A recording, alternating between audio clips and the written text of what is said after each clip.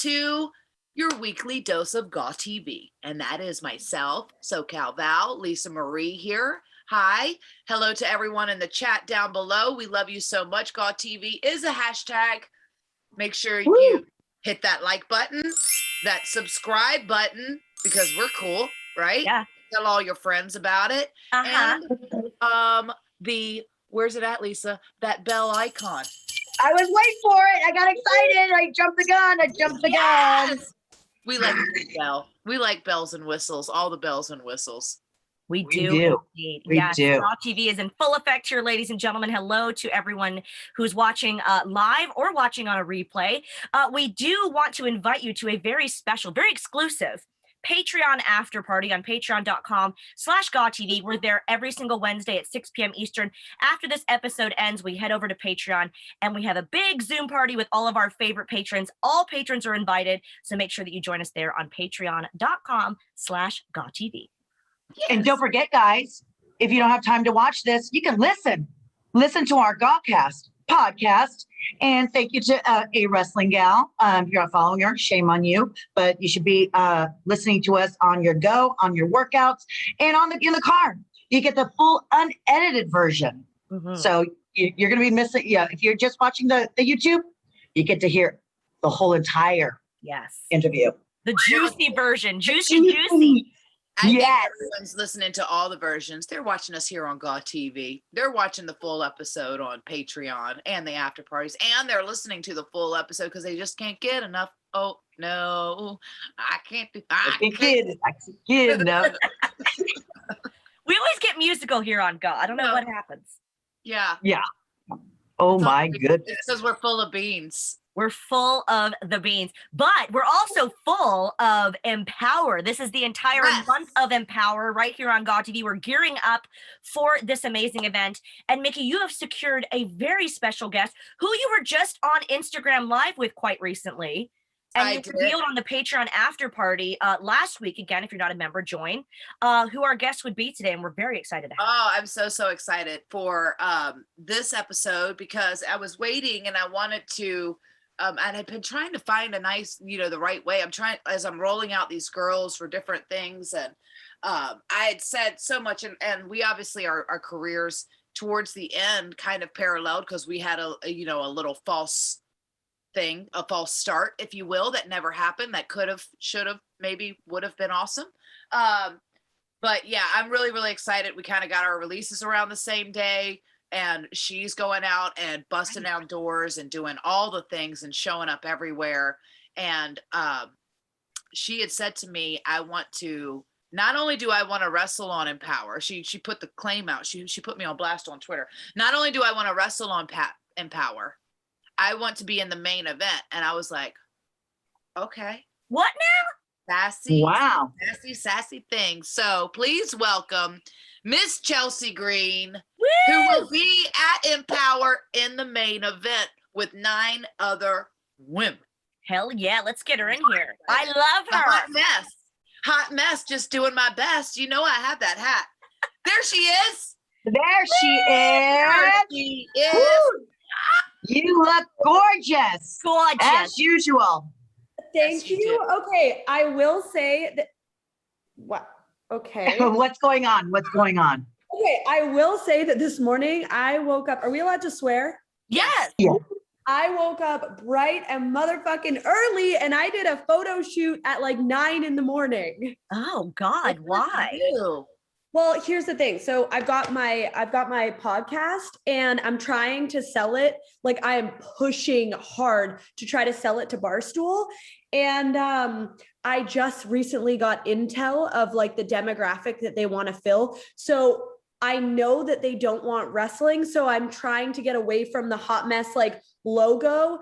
And so I took like this sexy photo in a bra and underwear, but like a green blazer with like the microphone in my hand. Very presenter. Gorgeous. Yeah. Gorgeous. I'm trying. I mean, the worst thing that can happen is I just got a photo for Instagram. Yeah. Which you love.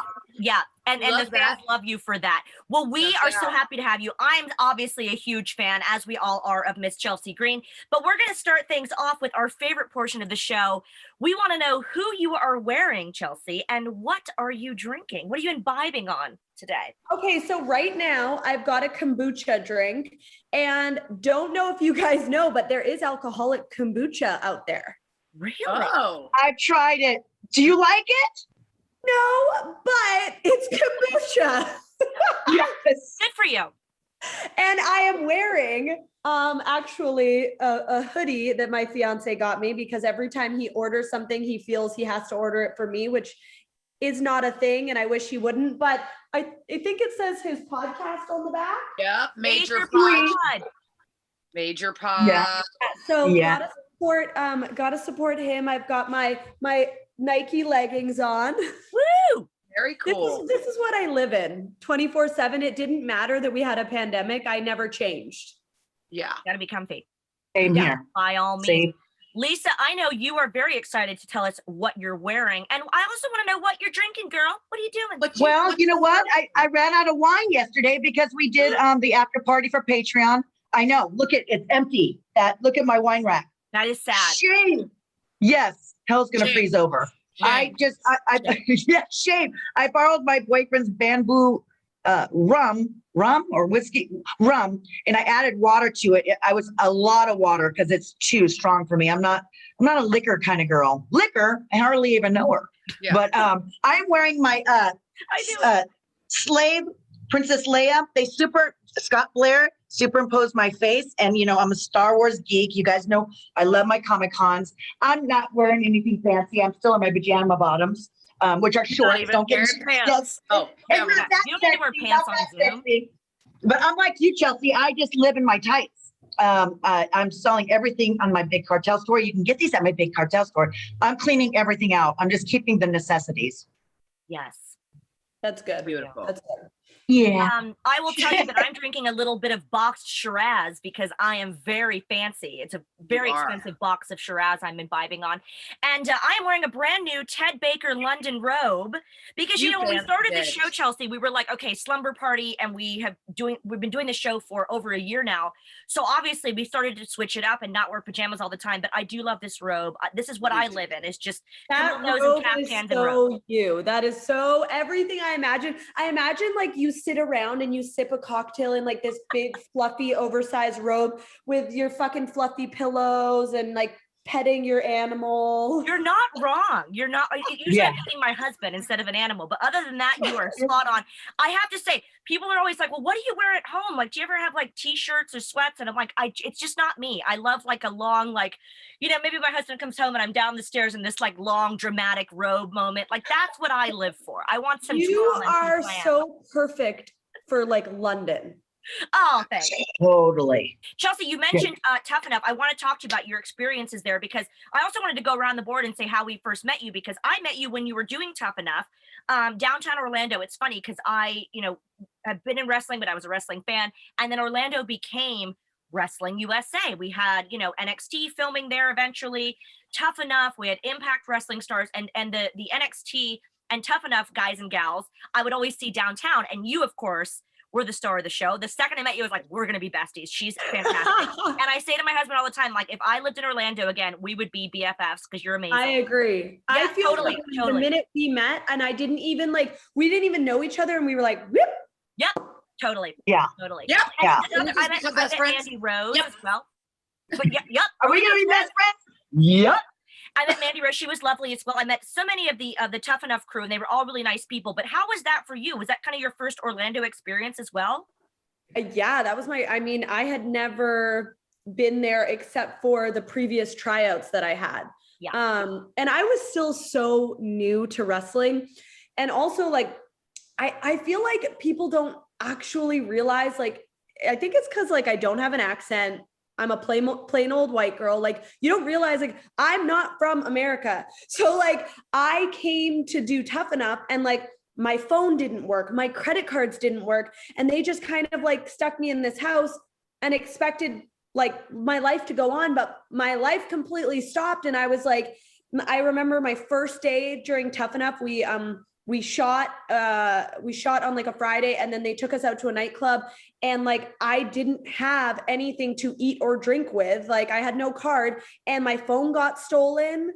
And it was just like a nightmare. So my first experience living in America was that, and it was very stressful. But once I became like, this became like a second home to me, and I kept coming back and like working for Impact and being an extra and stuff, like then it started to get a little more normal. But people forget I am not from here, and I'm still like legally like have to be on visas and things like that. Wow. Right. Yeah. That's the true title. Tough enough. Tough enough. No social media. I like no phone. I hope everyone's hashtagging plain old white girl as well, because that was Plain old white girl. yeah. But I feel you, girl. I'm in England, and it's like because we all speak the same language. Obviously, my accent is very, looked upon like what you can tell immediately that I'm American. But it's funny because it's sort of that transition of like it's not like you moved to Zimbabwe, but it's still very different than what you're used to for sure. Orlando again has become this entire wrestling. I used to joke that you can't swing a Fendi baguette bag without hitting 4 wrestlers downtown. You know, you'd see Braun Strowman in the club or whoever. And it's just so funny that all the wrestlers, Impact, and then eventually now WWE, they're everywhere, especially downtown. But yeah, always a good crew. Everyone I met from Tough Enough was super, super nice. How did you ladies meet Chelsea? What's your story of how you met Chelsea? I don't remember how we met. I remember we had do you remember how we met? I feel like I've known you forever. That's why. I kind of feel like I'm going to say we probably met either at a convention or at like I would say probably like a WrestleCon convention. But then we've had so many we had a match.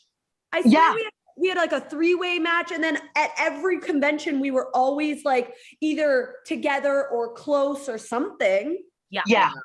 That's what I love about conventions is a reunion, mini reunion. I love it. I love it. I miss them. I miss them. Like you want to have a good time and like have like some drinks with the girls and stuff. If you don't want to be seen, it's the worst.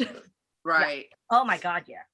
Well, I'm like trying to sit now that you say that, I go like, God, where did I meet Chelsea at? Was it it was like, because you know why is we too, but I'll say the first time that I actually saw you was when you were doing your work in Impact.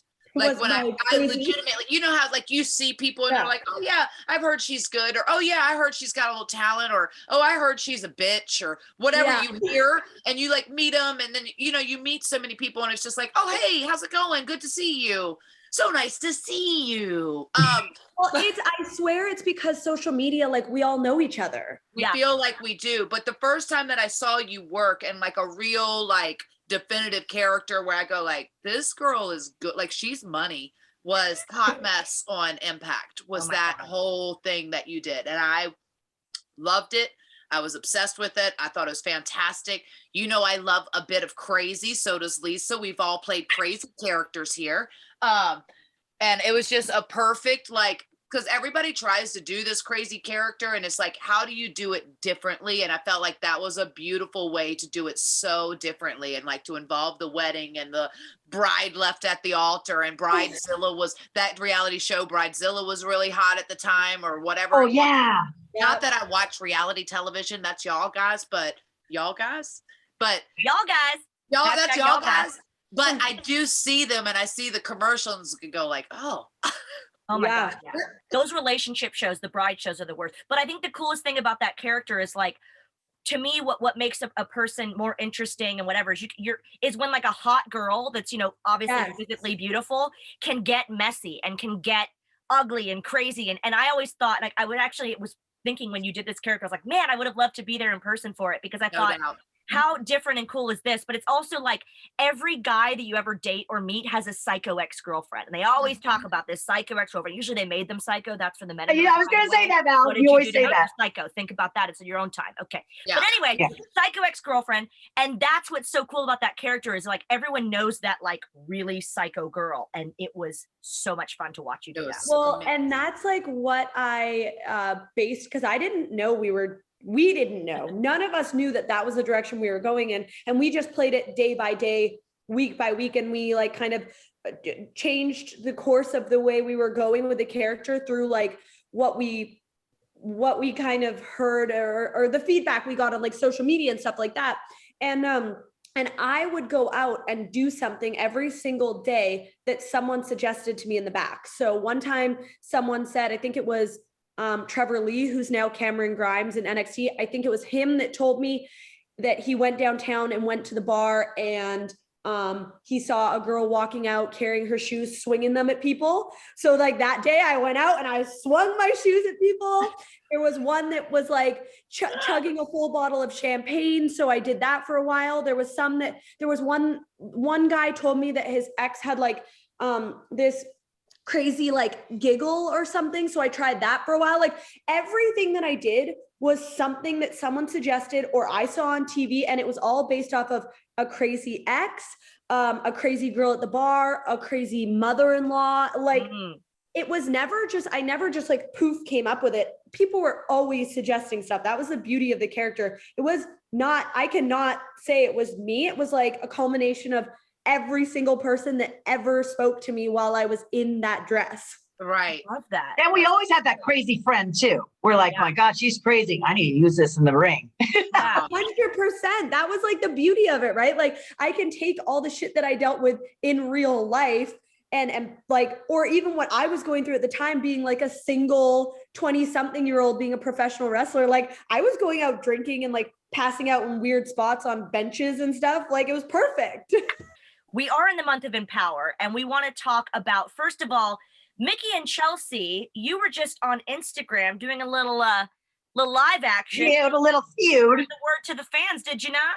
Yes, we did. We did. And you said, when I said that hot mess character was really the first time I saw Chelsea, and I was like, and I saw her in NXT, and she did so great. You did so great there, Chelsea. You did. You did. Also have a lot of history of like, there was like this real, like really cool thing that was supposed to happen, that whatever, and it would have been beautiful because it was a way to kind of integrate that hot mess character. It was a way to kind of bring back shades of the Mickie James that you first met, and like this cool like parallel thing that we were supposed to do that just we went out there and did it, and one person had never apparently seen it after we finished, and so it just never happened. And then it was just really, really unfortunate because I was like, God, that was such a missed opportunity, because this would have been money all the way around.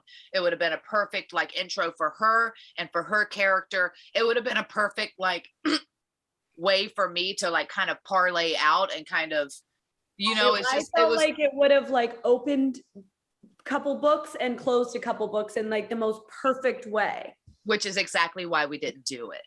Yeah. But that's gonna be frustrating. Yep. My gosh, it was frustrating even as a viewer to, you know, even to see you guys like tweeting and stuff. And I thought, oh, this is so cool. This chemistry that you guys have, you know. When we started tweeting about it, it was after the fact that we had already tried to do it, and we had already done it and told. We had already got the no.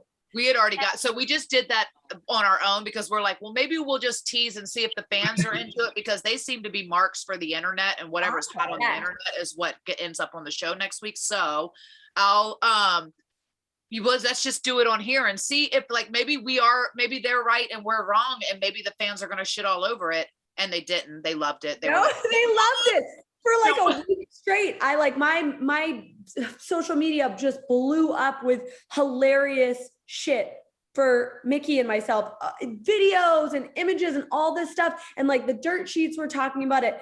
It's crazy to me that they didn't, because they are. Yeah, they didn't bite. They didn't bite. The support was certainly there. The support was way there. So that's, at the end of the day, isn't that the most important thing? Oh, no doubt. But it just kind of, because, you know, sometimes you end up second guessing yourself so much because you are made to feel like you don't know what you're talking about, or like, well, I don't think that, you know what I mean? And so when the fans actually pretty much every time validate your point, it's pretty awesome, you know, because it's like, you know, so it was really, really cool. I was like, oh man. And obviously it was what it was, but in that whole thing, I feel like I had a kindred spirit in Chelsea and little Chow. And then she had sent out that tweet of, not only do I want to be at Empowerrr, because obviously we left the company same day, same kind of thing, and our journeys are going to be and have been very different leaving, and she's kind of going everywhere doing all the things, but she's like, not only do I want to be in Empowerrr, but I want to be in the main event. And I was like, I've made this NWA Women's Invitational Cup is the main event, because to me, it's the first time we're ever doing this cup. It's the introduction of this cup. The winner of the cup goes on and faces the champion at NWA 73 the next night. I've talked to Billy, like, this cup will be an annual thing. There can only be one winner a year. So it was just like a really, really cool to kind of, moment to be able to kind of come full circle and then not only give you what you want, but not in a pretty little package. And, but it's deserving. She's so like, you have a great reputation. Everybody, I've never heard one bad thing about you. And that says, when people really respect you and like you and you're super humble, that says a lot about your work ethic. You're a good person and people want to work with you.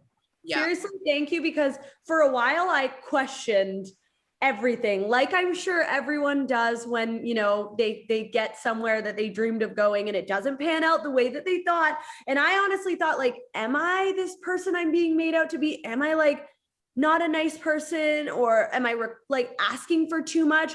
But then coming back out on the other side and like getting all these amazing opportunities, and now in the month of August I'll be wrestling for 3 of the biggest companies in the world. Like, I can't be a bad person if 3 major companies want me there. And if Mickie James is calling me and Maria Kanellis is calling me and Scott DeMore, like, I can't be that bad. So I'm feeling my confidence. I'm like filling my cup up and feeling like myself again. And especially like main eventing this all female show, that's huge. That's what every girl in wrestling wants to say that they've done, is to be, at the top of the top of the top of their game and main event something that's only women.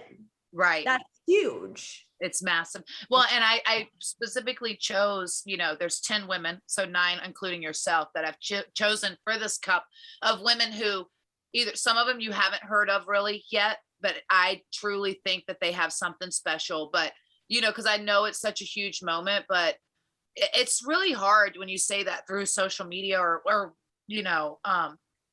I'll say, because when I first got let go, and Lisa, I'm sure that you can attest to this, I think when you first leave the bubble, because you're constantly, I always say, like, there's a lot of ego tests and checks and things to kind of keep you humble mumble, to make you, I think a woman, or anyone, not just a woman, anyone who has that confidence, who comes off, or people just go like, oh, they're an asshole. Well, no, they're not an asshole. They're just honest and they know what they want. There is a difference. Like, an asshole is someone who goes and kicks somebody's can of change down the street and go like, haha. No, they're not an asshole. I'm sorry if that doesn't adhere to your humble mumble standards of what you want, of like little sheep. But I think there's a difference in a leader and a sheep. And if you know what you want and you believe in who you are, then you should go for it. And you should have, and there's a lot of times that our confidence gets tested, and you kind of got to go back into your shell, and you get like humbled in this sense, and you're going, why the F am I being humbled right now? Like, I am who I am. Like, well, and I don't know if you feel this way, but like, if you wanted me to be a product of you, you should have hired me in my first year when you had the chance. But instead, you told me to go and get experience. So I traveled the world and I won titles, and I became the face of different companies. So when you now ask me to come back, ask me that knowing that I know my worth, and like, I put in the time, and I was already humbled. I've already been through the stage of being green, and I'm more than happy to start at the bottom, but don't try to tell me what I'm worth. I know what I'm worth. There's a situation where I think whether it's WWE or a big company, where they almost try to discredit what you've done before you got there. And like you said, you were just trying to go about your way and make a name for yourself. And it's really disheartening that it's almost used against you. That they didn't create you. It's a but it's not used against males. That's something that I've noticed in this business. If you are, and I'm really not like a super feminist type of girl. Like, there are certain times when I'm like, hey, I don't, just because I'm a female does not mean you need to throw me in the main event of this. Like, please, you know what I mean? Like, there are times when I'm totally cool to take a back seat, and I know that these men may be better than me or more worthy. But then there are times when I'm like, well, wait a second. It's not even necessarily about money. it's like opportunities. It's like, yeah, a man can come into the company and they want to see that power and that confidence. And why is it not the same when a woman comes in who knows her worth, who knows how powerful and confident she is? That to me doesn't make sense. And that's not just at one company, like that's just within show business, really. Yeah. Right. Yeah. Very well. They want to break you. They want to break you. They want you to be a little bit more meek and like, yes, sir, whatever you want, that kind of stuff. Yeah, I totally get it. In every business too. Walking on eggshells. Like I've never understood that they want everyone to be very uncomfortable and to walk on eggshells and bow down and kiss the ring. And it's like, that's not a good working environment whatsoever to make people feel like that. And that's the vibe I was always told about in bigger companies. And I've seen it proven, and I've seen it not, depends where you are or who you are, really, but it depends who you are, let's be honest. But it's not a good working environment to make people feel less than and intimidated. It's not good. It's not healthy. Well, Chelsea, you said something too that's really kind of struck a chord with me, because I feel like I've been getting a little bit of that. And I think anyone who knows me, that I grew up in a wrestling when it was only men and I was trained by all men, it's like, because I've been talking about the differences so much between how men and women are treated, people just Let me guess, you're bitter. I'm bitter. I'm like, no, I'm actually not bitter at all. I'm very grateful for my opportunities. I'm grateful for the men who helped to get me there. And I've said very much so that none of these opportunities would have happened without the men who kind of allowed me to do it. But that's because there were only men sitting around the table to allow me to do it. You know, so the fact that when you start to shed a light on these things, it comes off, oh, she's like bra burning, or like, no, actually I'm not. I'm just stating the facts. If you don't like the facts, then I'm sorry if that offends your feelings, or if it messes up your, rose-colored glasses of what the reality is. But it's still that way in every single television company across the board, that there's probably one female in some companies that are in the boardrooms or like actually making decisions, but it's all men. It's all men's portrayal of women in the industry. It's all men like giving these women these opportunities in this vision that they see it like. So everything that you see is that, but I'm just saying it's cool to be in a space in 2021 where women are the CEOs of companies, women are running for president, women are winning gold medals and the faces of all of these things, that in the wrestling world, we have evolved to a space that a woman can actually maybe pull up a chair. That's pretty cool. That's all I'm saying. Yes. Yeah. That's all I'm saying. A seat at the table. Yes, ma'am. Cheers to that. Where? I'm just saying, it's just like, it's a real chair, not a pretend chair. Like, hey, here's your token girl chair. But hey, just stay quiet, but just sit over here and kind of be quiet chair. Yeah. A real spot at the table with some decisions to make and things like that. Right. I totally agree. And it's just, I think it's just unfortunate that we have to, with this business, have to cater, and it's not show business, it's wrestling, that we cater to the fans through Twitter and like social media and stuff. And unfortunately, like that's the thing at this point, like cancel culture and the toxic like wrestling, Twitter wrestling, whatever it is, like all that stuff is kind of, they're trying to take over. But I think I know I'm learning to, there are certain platforms I love and I will cater to my fans, and others like Twitter that I put what I have to say out there, or I try to keep it somewhat vanilla, and then I walk away and I don't look at the app because I don't need to know what people are saying. I have all my quality filters on, and this is my page. I'm going to put what I want there, and then I'm going to walk away, and I don't give a fuck what you think. Right. Yes. And it's hard to stand that, because they say like, I know people who have deleted the Twitter app because of either mental health or just, I have twice now. It makes them feel less than, because it's all these people's opinions of them. I always say to those people, when those people, if I kind of, we're just a little bit different, or maybe I'm just a little bit thicker skinned because I've been through it and I've seen it.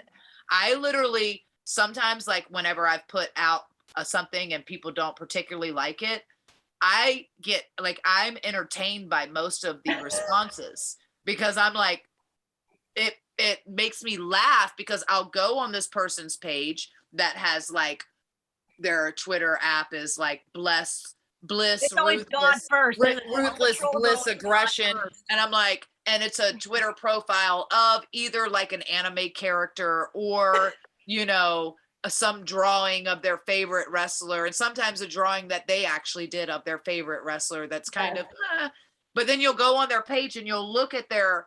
If I've gone this far, if they've gotten me this far, where I'll go on their page and I'll look at them of like the things that they're tweeting about and the things that are reactive, that they're reactive over, and I feel genuinely sorry for them because I go, I did too. Their whole life. Like this is their life, is to sit on Twitter and just like bitch to everyone and judge everyone because they haven't, like, how much time they haven't gotten off their couch for days to do all this. Like this is their entire, they're sitting there breakfast, lunch, and dinner, and I know honestly this hatred is concerted effort. But I do know that that's why Twitter is kind of slacking back. Like I tend to lean more towards Instagram, but I'm quick on the block button, I'm quick on the thing, but it's like everybody has an opinion, but most of these opinions that they're saying would never put them out. Say it to our face. Yeah. They would never say it to your face. You're hidden behind the screen.